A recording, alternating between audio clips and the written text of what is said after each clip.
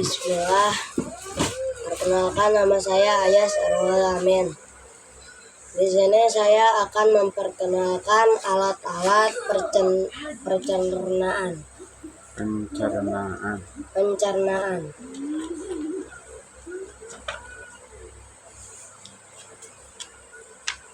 Yang pertama-tama ada mulut.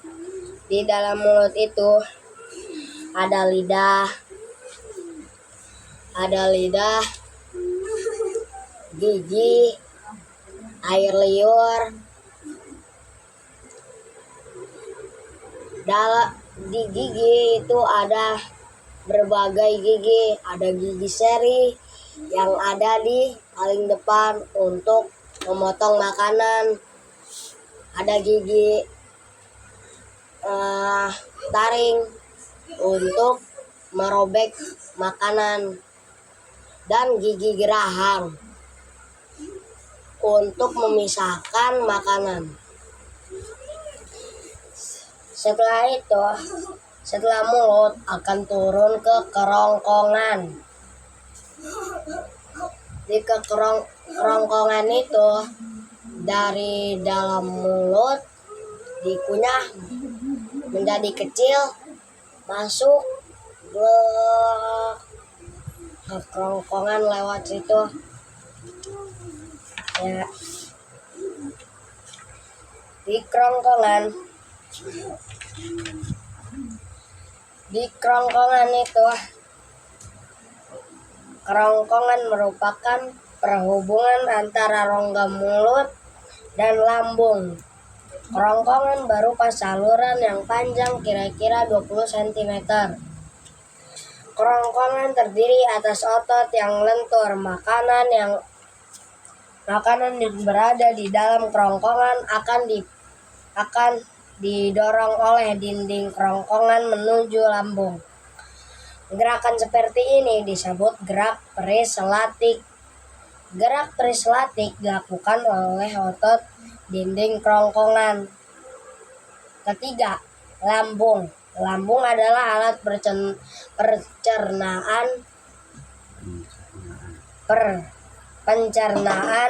berotot yang berbentuk seperti kantong.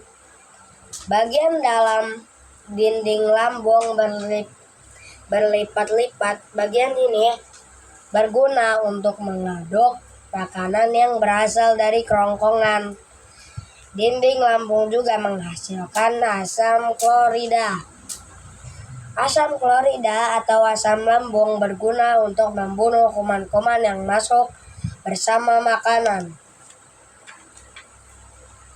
Selain itu, di dalam lambung terdapat enzim pepsin dan renin.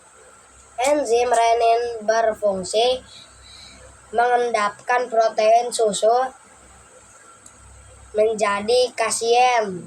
Enzim pepsin berguna untuk mengubah protein menjadi asam amino. Di dalam lambung ini terjadi pencernaan secara mekanik dan kimiawi. Setelah itu ada usus halus.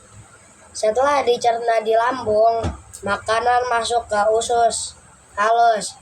Usus halus ini sebenarnya sangat panjang, tetapi melipat-lipat di perut kita. Usus halus ini terdiri atas 3 bagian, yaitu usus 12 jari, usus kosong, dan usus penyerap. Di dalam usus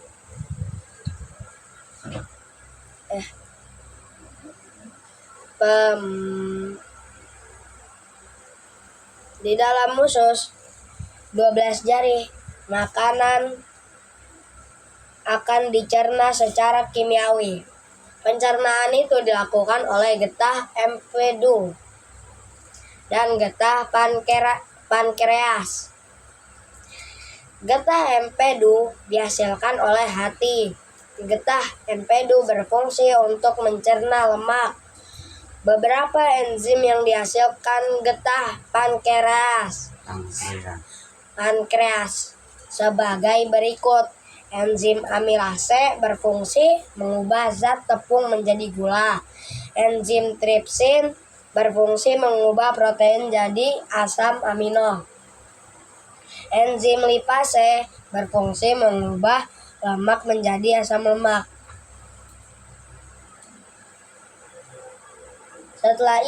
Setelah itu ada yang namanya usus besar. Usus besar merupakan kelanjutan dari usus halus.